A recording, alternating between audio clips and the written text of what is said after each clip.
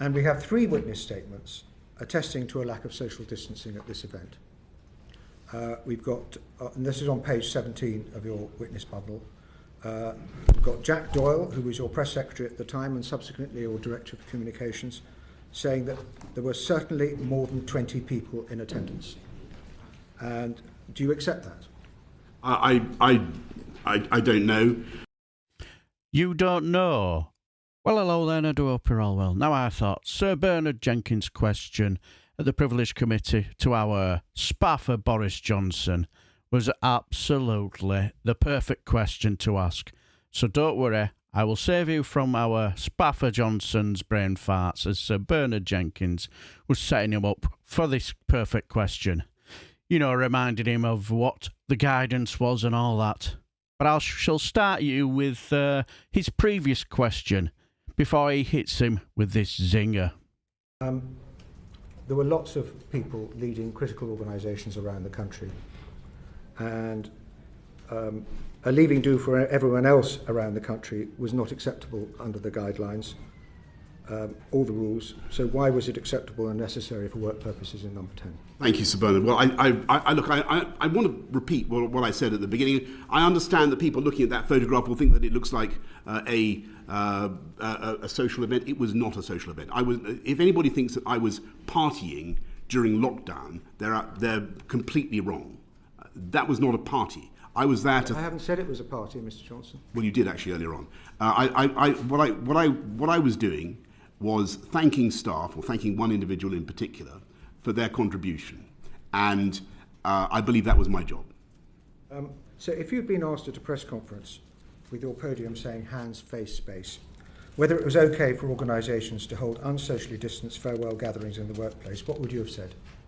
I would have said that it's up to organisations, as the guidance says, to decide how and they are going to implement the guidance, amongst which is, of course, social distancing.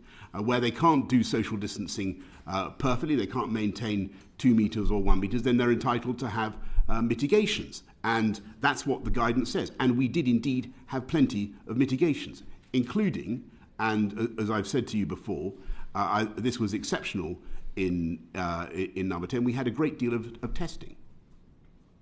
So the answer is you would have said it was okay? Can you imagine what Sir Chris Whitty and Patrick Vallance had been saying or thinking while they were stood on that podium saying all that drivel and nonsense? Do you think they would have said, yes, it's quite reasonable to have leaving do's where you puke all over the carpet and all that? I bet they wouldn't. No, I said the answer is that you should do what the guidance says.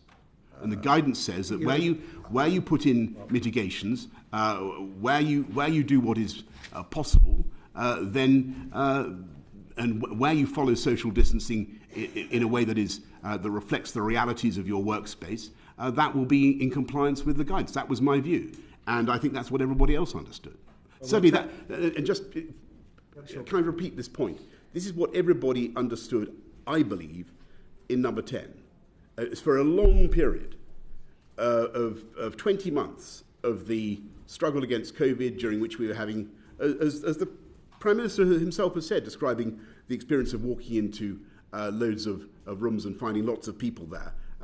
It was simply part of working in number 10 that we were going to come into contact with a great number of people. But people did follow social distancing, and they were acutely conscious of it. All that nonsense. Would you agree with me? Those were the excuses of a desperate man.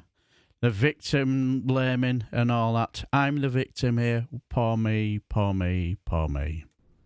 I now turn to the 27th of November 2020. This was another unplanned leaving gathering for a different special advisor that again took place in the vestibule outside the press office in number 10. And we have 3 witness statements attesting to a lack of social distancing at this event.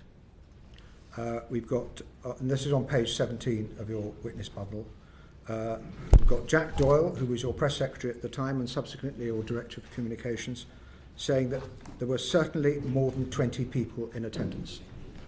And do you accept that? I don't know. You don't know? What is going through your mind when you say, I don't know?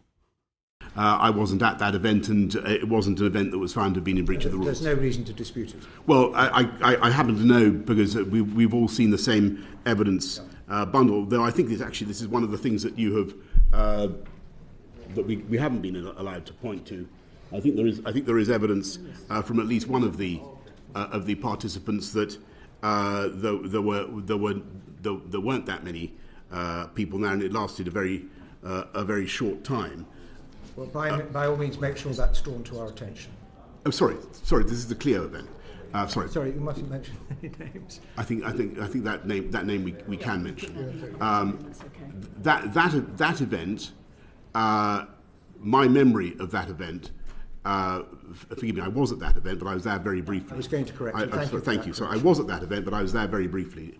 No fines were issued for that event. Order. Oops. Clearly safe from this tight spot from 30p Lee's heavily subsidised dinner bell.